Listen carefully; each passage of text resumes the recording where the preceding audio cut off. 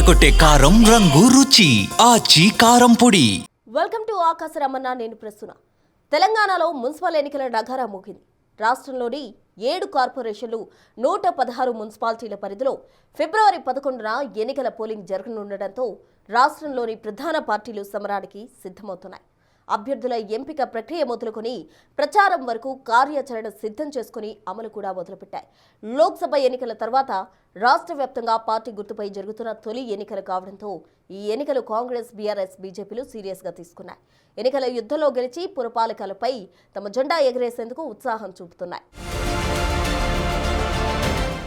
తెలంగాణలో మున్సిపల్ ఎన్నికల నగారా మోగింది. రాష్ట్రంలోని 7 కార్పొరేషన్లు 116 మున్సిపాలిటీల పరిధిలో ఫిబ్రవరి 11న ఎన్నికల పోలింగ్ జరగనుంది. 13న ఫలితాలను వెల్లడించనున్నారు. తెలంగాణ ఎన్నికల సంఘం ఆ మేరకు షెడ్యూల్ విడుదల చేసింది. ఎన్నికల గడువు తక్కువ ఉండడంతో మున్సిపాలిటీలు, కార్పొరేషన్ల పరిధిలో కమిషనర్లు నోటిఫికేషన్ జారీ చేసి నామినేషన్ల స్వీకరణ ప్రారంభించారు. 30వ తేదీ వరకు నామినేషన్లను స్వీకరిస్తారు. ఫిబ్రవరి 3 మధ్యాహ్నం 3 గంటల లోపు అభ్యర్థులు నామినేషన్లను ఉపసంహరించుకోవచ్చు. అదే రోజు సాయంత్రానికి అభ్యర్థుల తుది జాబితాను ప్రకటిస్తారు.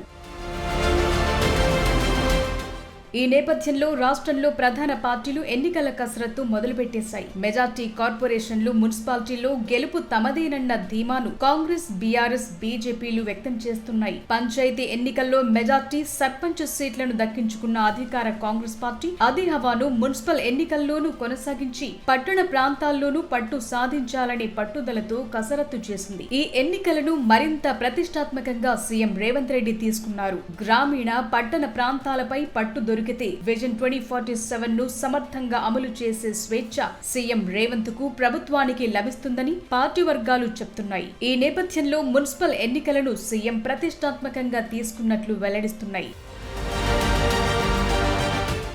మున్సిపల్ ఎన్నికల్లో కాంగ్రెస్ అభ్యర్థుల ఎంపిక బాధ్యతలను ఇన్ఛార్జ్ మంత్రులకు అప్పగించింది. ప్రతి లోక్సభ నియోజకవర్గానికి ఇన్ఛార్జుగా నియమితులైన మంత్రి ఆధ్వర్యంలో ఏర్పాటైన కమిటీ అభ్యర్థులను ఖరారు చేయాలని స్పష్టం చేసింది. ఎన్నికల షెడ్యూల్ వెలువడటంతో ఇన్ఛార్జులుగా ఉన్న మంత్రులు తమకు కేటాయించిన నియోజకవర్గం పరిధిలోనే ఉండాలని తాజాగా సూచించింది. పోటీకి ఆశావహులు ఇచ్చిన దరఖాస్తులను మంత్రి చైర్మన్ గా ఉన్న కమిటీ పరిశీలించి బలమైన అభ్యర్థులను ఎంపిక చేయాలని పార్టీ ఆదేశించింది. డీసీసీ అధ్యక్షుడు తో పాటు ఎమ్మెల్యేలు, ఎంపీ, పార్టీ సీనియర్ నేతలతో మంత్రి చర్చించి అభ్యర్థుల జాబితా రూపొందించాలి.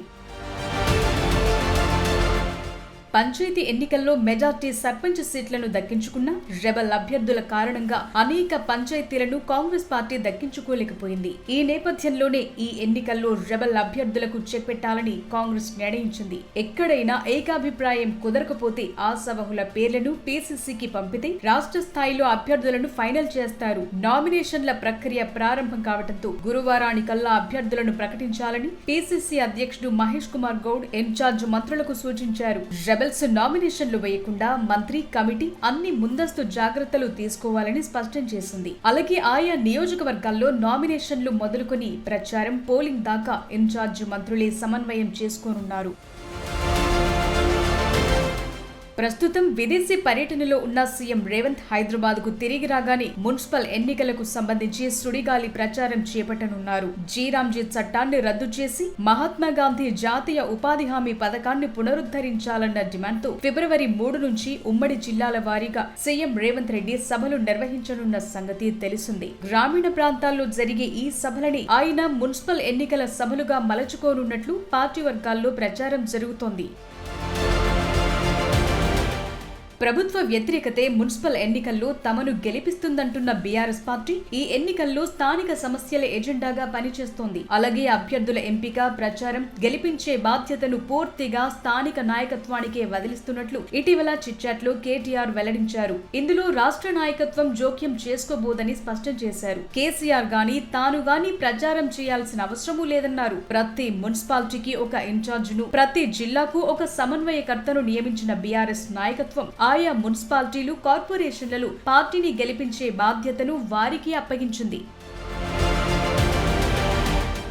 గ్రేటర్ పరిధిలో గెలిచిన ఎమ్మెల్యేలకు కూడా గులాబీ పార్టీ జిల్లాల బాధ్యతలు కట్టబెట్టింది. పార్టీ ఎమ్మెల్యేలున్న నియోజకవర్గాల్లో ఎక్కువ మున్సిపాలిటీలు గెలిచేలా బీఆర్ఎస్ ప్రణాళికలు రూపొందిస్తోంది. స్థానిక రిజర్వేషన్లకు తగ్గట్లు అభ్యర్థుల ఎంపిక ప్రక్రియ ఇప్పటికే దాదాపు పూర్తయినట్లు పార్టీ వర్గాలు తెలిపాయి. గులాబీ కండువాలు, పార్టీ జెండాలు, కరపత్రాలు తదితర ప్రచార సామాగ్రిని ఇప్పటికే జిల్లా పార్టీ కార్యాలయాలకు చేరవేశారు. Party working president KTR, BRS శాసనసభాపక్ష నేత హరీష్ రావు ప్రచారంలో పాల్గొనే అవకాశం ఉంది. వచ్చే నెల 11న పోలింగ్ జరగనుండడం, ప్రచార గడువు తక్కువగా ఉండడంతో భారీ బహిరంగ సభలు నిర్వహించకుండా మున్సిపాలిటీల వారీగా ఎంపిక చేసిన చోట్ల వారు ప్రచారంలో పాల్గొంటారు. క్షేత్రస్థాయిలో ప్రచారం, ఎన్నికల సరళి పర్యవేక్షణ, సలహాలు, సూచనలిస్తూ అందరితో సమన్వయం చేయడానికి తెలంగాణ భవన్లో 8 మందితో మానిటరింగ్ సెల్ ఏర్పాటు చేశారు. అయితే పోటీ చేసే అభ్యర్థులకు ఎన్నికల ఖర్చుపై పార్టీ పరంగా ఇంతవరకు ఎలాంటి హామీ లభించకపోవడం గమనార్హం.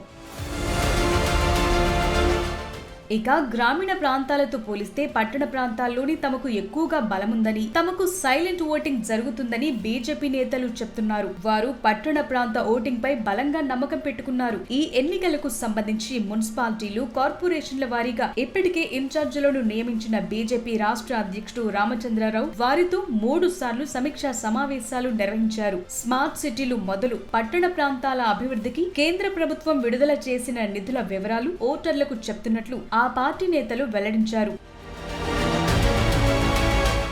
కార్పొరేషన్లు, మున్సిపాలిటీల్లో ప్రతి డివిజన్, వార్డులు పోటీ చేయాలని కమలదళం నిర్ణయించింది. 5 కార్పొరేషన్లు, సగం మున్సిపాలిటీలు కైవసం చేసుకోవాలని టార్గెట్ పెట్టుకుంది. సేవ్ తెలంగాణ, ఓట్ తెలంగాణ నినాదంతో ఎన్నికలకు వెళ్లాలని, పట్టణాలు, నగరాల అభివృద్ధి కేంద్ర నిధులతోనే సాధ్యమవుతుందన్న విషయాన్ని ప్రజల్లోకి బలంగా తీసుకువెళ్లాలని రామచంద్రరావు శంషాబాద్ లో జరిగిన సమావేశంలో నేతలందరికీ సూచించారు. ఈ ఎన్నికల సమయంలోనే పార్లమెంట్ సమావేశాలు జరగనుండడంతో ఎంపీలంతా రాష్ట్రంలోనే ప్రచారంలో పాల్గొనేలా ఢిల్లీ పెద్దల అనుమతి తీసుకుంటారని రామచంద్రరావు తెలిపారు. ఒంటరిగానే బరిలోకి దిగనున్న బీజేపీ పట్టణాల్లో కాంగ్రెస్ కు దీటుగా స్థానాలు కైవసం చేసుకోవాలన్న పట్టుదలతో ఉంది.